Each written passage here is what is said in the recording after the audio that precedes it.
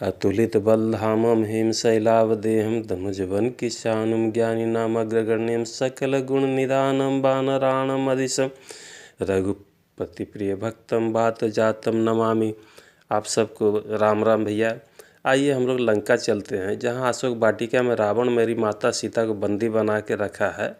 चारों तरफ से राक्षसी घेर के रखी है, डराती है, अपशब्द बोलती हैं। इधर से वीर बजरंगबली चले हैं मैया को खोजने के लिए।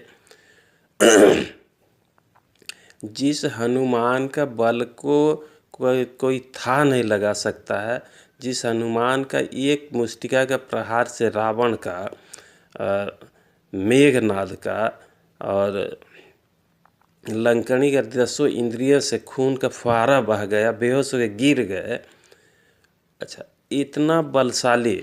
अच्छा, अब देखिए, जब विभीषण बजरंगबली को माता सीता का पूरा पता बताता है और कैसे जाके मिलना ये सब बता देता है, तब बजरंगबली जाके देखते हैं एक पेड़, अशोक पेड़ के ऊपर, कि मैया बैठी है, माथा के केस आपस में उलझ के जटा सा हो गए हैं, पतला सा एक बेणी है और मैया मैला कुचला साड़ी पहनी है, चेहरा का रंग उतरा हुआ है, दोनों घुटना के बीच में अपना माथा को रख करके पैर के नाखून को देख रही है, भगवान का नाम सुमिरण कर रही, उनके कीर्ति को मन ही मन जप रही है।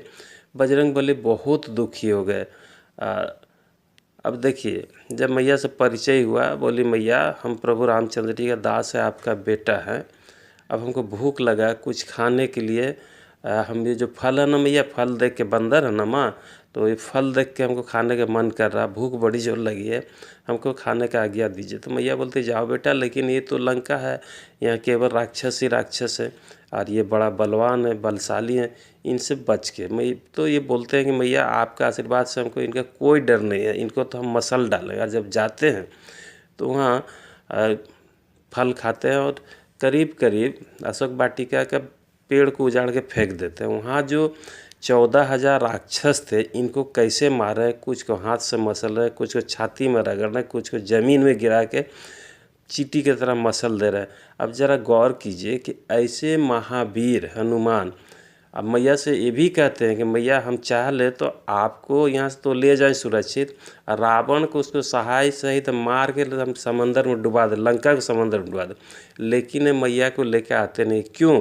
कि ये काम तो केवल बजरंगबली ही कर सकते हैं। क्योंकि कहते हैं मैया हमको राम जी का आज्ञा नहीं है, आपका इस स्थिति में देख के हमारा छाती फट रहा है, मन तो कर रहा है कि अभी अभी वो कारनामा दिखा दे कि शायद रावण भूल